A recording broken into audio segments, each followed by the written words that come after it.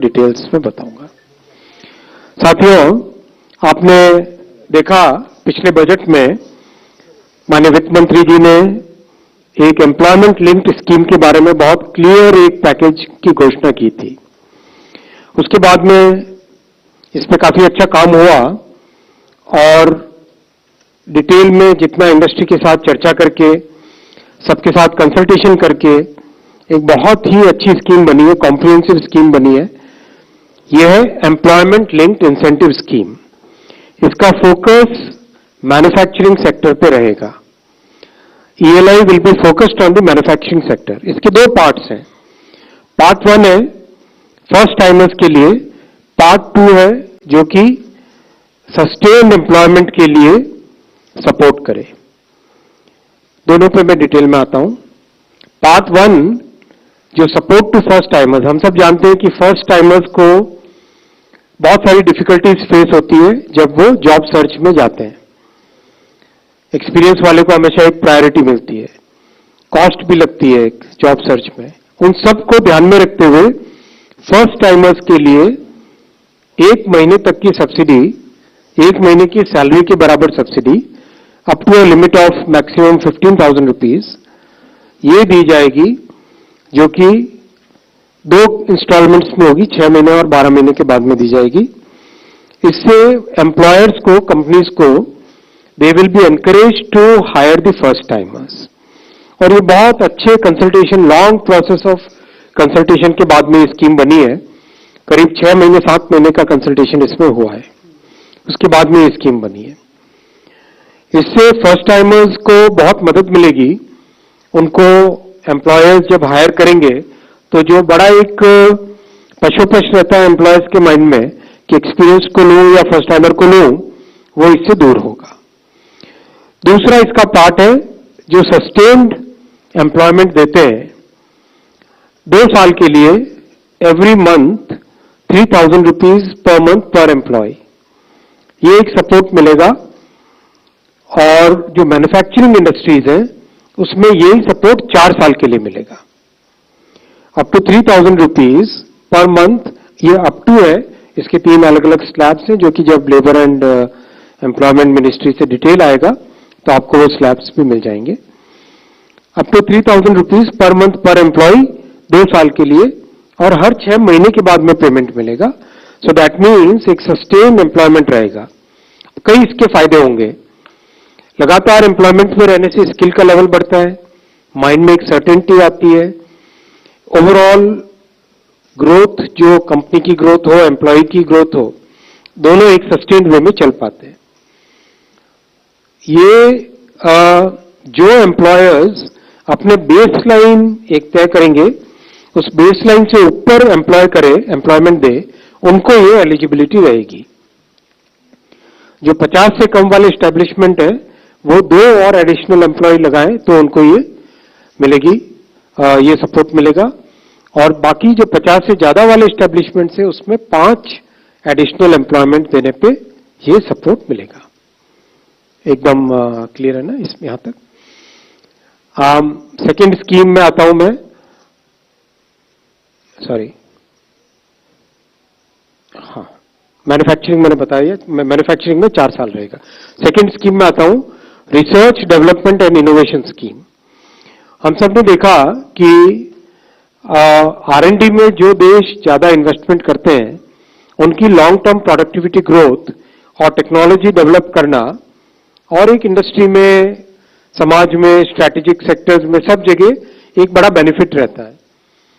अनुसंधान national research foundation ANRF कुछ समय पहले कैबिनेट में माननीय प्रधानमंत्री जी ने अप्रूव की थी। ANRF ने देश दुनिया में लंबे कंसल्टेशन किए, कई ऐसे देशों के प्रोग्राम्स भी स्टडी किए, जैसे इजराइल का प्रोग्राम है, जैसे US का प्रोग्राम है, जहां पे सिंगापुर का प्रोग्राम है, जर्मनी का प्रोग्राम है, जिसमें रिसर्च से प्रोडक्ट तक ले जाने का एक बहुत अच्छा रोड मैप बना हुआ है। रिसर्च से प्रोडक्ट तक ले जाने का एक अच्छा रोड मैप बना हुआ है। उस रोड मैप, उस लर्निंग और उस कंसल्टेशन के बेसिस पे ये प्रोग्राम बनाया गया है, जिससे कि प्राइवेट सेक्टर जो आज की इकोनॉमी और भविष्य की इकोनॉमी में इंपॉर्टेंट सेक्टर्स हैं, उन सब डोमेन्स में रिसर्च करने के लिए और रिसर्च के बाद में उसको प्रोडक्ट लेवल तक ले जाने के लिए सपोर्ट इसमें दिया जाएगा। ये हमारे सनराइज और स्ट्रैटेजिक सेक्टर्स डिफाइन किए गए, energy security, energy transition, climate action, deep tech जिसमें robotics, space, quantum computing, AI और उसकी बहुत सारी एप्लीकेशंस, स्पेशली एग्रीकल्चर, हेल्थ और एजुकेशन में, biotech, bio manufacturing, synthetic bio, pharma, medical devices, फिर डिजिटल एग्रीकल्चर, डिजिटल इकोनॉमी के और भी बहुत सारे एस्पेक्ट्स, और जो स्ट्रैटेजिक रीजंस और इकोनॉमिक सिक्योरिटी के लिए आत्मनिर्भर बनने के लिए जो टेक्नोलॉजीज चाहिए, वो सारे सेक्टर्स को इसमें इंक्लूड किया गया है। इसका स्ट्रक्चर इस तरह से होगा,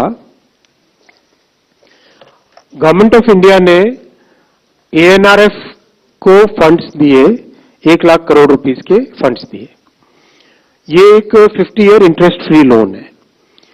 एएनआरएफ का जो स्पेशल पर्पस फंड बनेगा, वो सेकेंड लेवल फंड मैनेजर्स को कंसेशनल रेट पे फंडिंग करेंगे। सेकेंड लेवल फंड मैनेजर्स में बहुत सारे हमारे जो अभी एग्जिस्टिंग फंड मैनेजर्स हैं और इसके अलावा भी नए फंड मैनेजर्स जो डेवलप करेंगे, उन सबके पास ये फंड जाएगा। वो लोग नीचे प्रोजेक्ट को असेस करके, अप्रेज करके, उसकी वेटिंग करके, प्रोजेक्ट बाय प्रोजेक्ट सिलेक्शन करके आगे फंडिंग करेंगे। ये जो फंडिंग होगी वो सपोर्ट इक्विटी और डेट दोनों तरह का होगा। जैसे वीसी फंडिंग होती है, वेंचर कैपिटल फंडिंग होती है, वैसे ही इसमें वीसी और डेट का कॉम्बिनेशन रहेगा। सारे सेक्टर्स जो स्पेसिफिकली डिफाइंड है, उन सेक्टर्स में ये फंडिंग जाएगी। बहुत अच्छा स्ट्रक्चर है ये, और ऐसा स्ट्रक्चर दुनिया में बहुत सारी जगह सक्सेसफुल हुआ है, और इंडस्ट्री के साथ डिटेल डिस्कशन होने के बाद में ये स्ट्रक्चर बना है। गवर्नेंस के लिए बहुत एक ट्रांसपेरेंट मैकेनिज्म बनाया जाएगा। एक तो एएनआरएफ की गवर्निंग बॉडी रहेगी, उसकी एग्जीक्यूटिव काउंसिल रहेगी, ये ब्रॉड पॉलिसी डिसीजंस के लिए। उसके बाद में डे टू डे जो डिसीजंस होंगे वो एम्पावर्ड ग्रुप ऑफ सेक्रेटरीज, इसमें जिस सेक्टर का प्रोजेक्ट है उस सेक्टर के सेक्रेटरी भी शामिल होंगे। मान लो एनर्जी ट्रांजिशन का क्लाइमेट एक्शन से रिलेटेड है, तो उसमें एमएनआरई के सेक्रेटरी शामिल होंगे। मान लो एआई से रिलेटेड है, तो मेटी के सेक्रेटरी भी शामिल होंगे। मान लो बायो फार्मा है, तो उसमें हेल्थ सेक्रेटरी और फार्मास्यूटिकल के सेक्रेटरी भी उसमें रहेंगे। नीचे इन्वेस्टमेंट कमेटी बनेगी, जो कि जिस तरह से वेंचर कैपिटल इंडस्ट्री में इन्वेस्टमेंट कमेटी काम करती है प्रोजेक्ट को अप्रेज करने के लिए, वो उसी मेथड से काम करेगी। This is a very good, very transparent and a very detailed structure which is based on the consultations with industry, consultations with many other governments who have done similar structures in the past. So I think this will be a path-breaking scheme which will really help our country develop many new technologies and take them to the product level. Third, आज का decision है वो है परमकुड़ी से रामनाथपुरम का national highway. ये 46 kilometre का national highway है। तमिलनाडु में आपको ध्यान होगा पंबन ब्रिज बना है, ये रामेश्वरम वाला हिस्सा। उसके साथ ही एक ऑलरेडी नेशनल हाईवे की 2 लेन रोड है, वो कनेक्ट करती है मदुराई को। तो इसमें आज के इस अप्रूवल में from Madurai all the way up to Paramakudi already है 4 लेन। परमकुड़ी से आगे रामनाथपुरम तक 4 लेन का प्रपोजल है, और उसके आगे जो सी वाला पोर्शन रहेगा, समुद्र वाला पोर्शन रहेगा धनुषकोडी तक जाने का, that is a DPR under preparation. उसकी डीपीआर अभी ऑलरेडी बन रही है, so that will also very soon come to the cabinet. So this way जो तमिलनाडु के इस कोस्टल एरिया में लोगों की बहुत लंबे समय से डिमांड थी। पंबन ब्रिज के टाइम में भी लोगों ने डिमांड की थी कि हाईवे का भी 4 लेनिंग होना चाहिए। वो डिमांड यहां से पूरी होती है और एक अच्छा Rameswaram has become a very very important, हमारे श्रद्धा का, कल्चर का, भक्ति का तो बहुत बड़ा सेंटर है ही है और देश विदेश से, दुनिया से लोग यहां पे लगातार आ रहे हैं। तो Pamban bridge plus this highway will become a major connectivity to Rameswaram.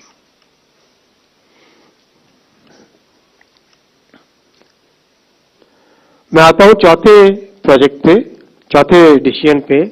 साथियों, खेलो भारत नीति, ये बहुत बड़ा आज का एक फैसला है जो देश के लिए एक नया रास्ता बनाने वाला है।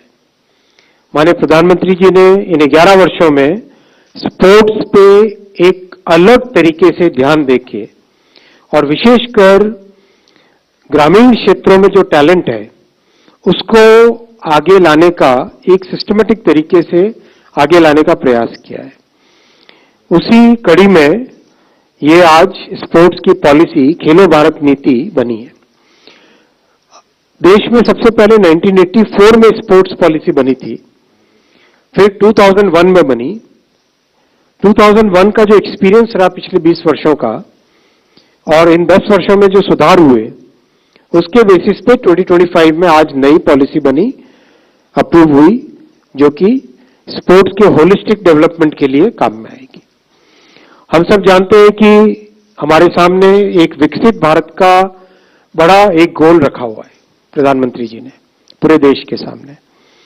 इस विकसित भारत को इंक्लूसिव बनाना है और इसके जितने भी आयाम हैं, चाहे एजुकेशन हो, चाहे स्पोर्ट्स हो, चाहे टेक्नोलॉजी हो, चाहे मैन्युफैक्चरिंग हो, चाहे स्टार्टअप इकोसिस्टम हो, एग्रीकल्चर हो, फार्मास्यूटिकल्स हो, हर क्षेत्र में नए इनिशिएटिव्स लिए जा रहे हैं।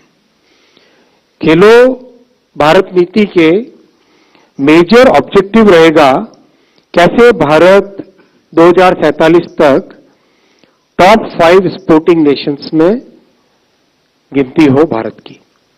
ये इसका ओवरऑल एक बड़ा ऑब्जेक्टिव रहेगा।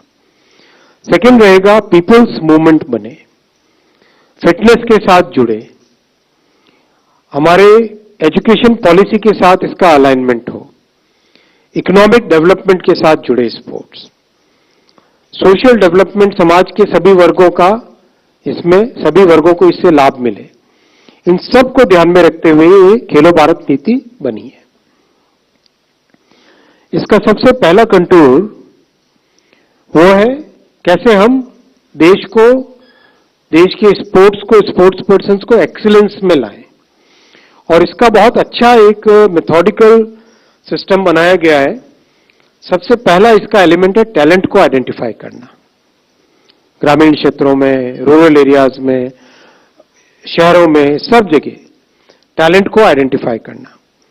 सेकंड, टैलेंट को नर्चर करना, ट्रेनिंग के थ्रू, बेटर इंफ्रास्ट्रक्चर के थ्रू, फैसिलिटीज के थ्रू, कोचिंग के थ्रू, एक प्रॉपर वे में साइंटिफिक तरीके से टैलेंट को नर्चर करना। तीसरा, कंटिन्यूअसली अपॉर्चुनिटीज देना, उसके लिए एक लीग कल्चर बनेगा। ब्लॉक से लेके नेशनल लेवल तक, इंटरनेशनल लेवल तक हर एक स्पोर्ट में लीग्स बनाई जाएंगी।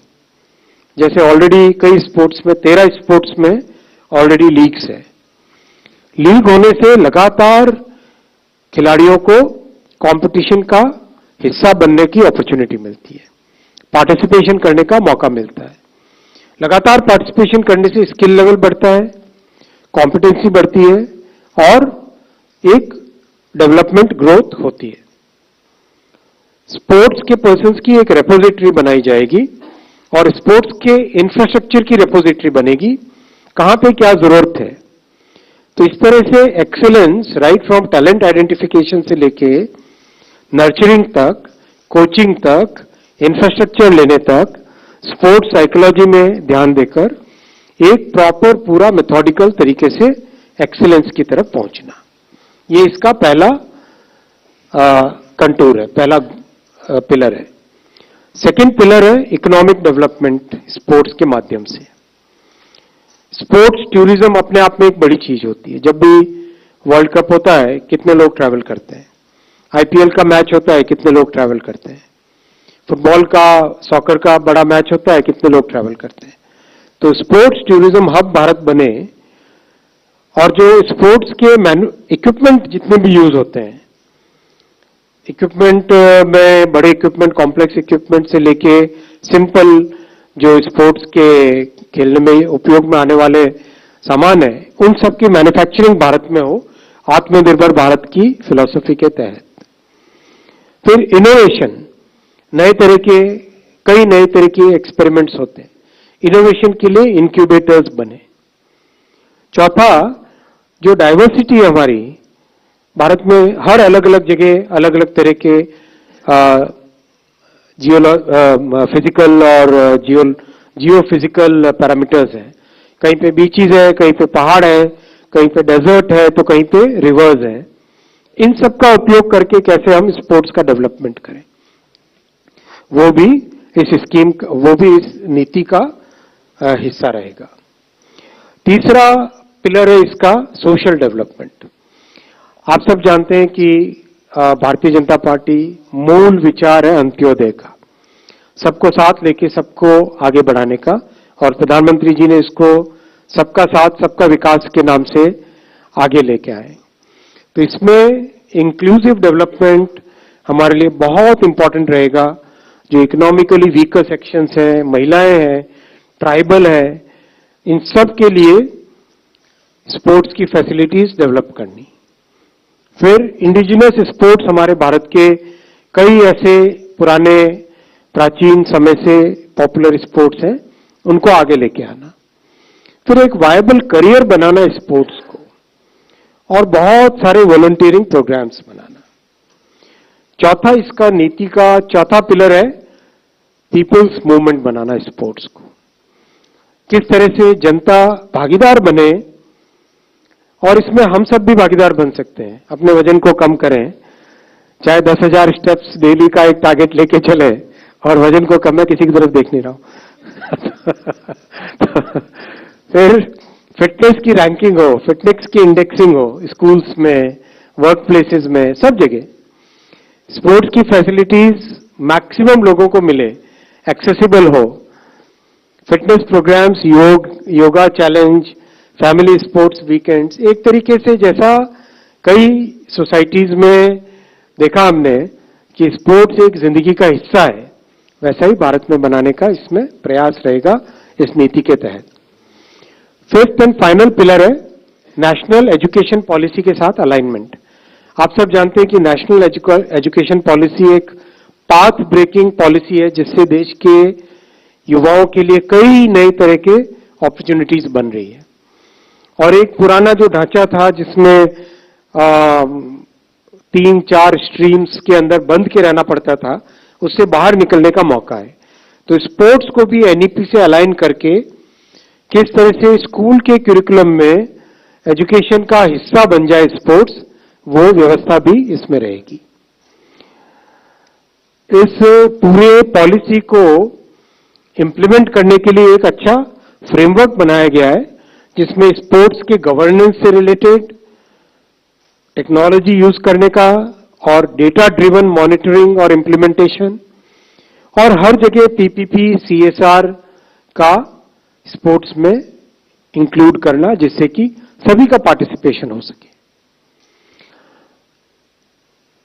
इस पूरे प्रोसेस में बहुत बड़ा कंसल्टेशन प्रोसेस लगा है, और इसके आगे इंप्लीमेंटेशन के दौरान भी कंसल्टेशन आगे होगा, और सारे के सारे मिनिस्ट्रीज, डिपार्टमेंट्स, राज्य सरकार, सबको कंसल्ट करके होल ऑफ द गवर्नमेंट के अप्रोच के साथ इसको इंप्लीमेंट करेंगे।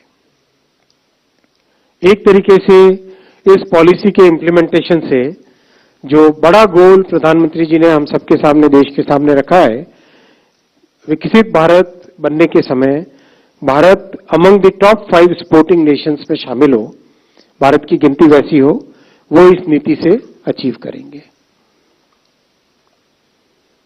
बहुत धन्यवाद साथियों। I will take questions now.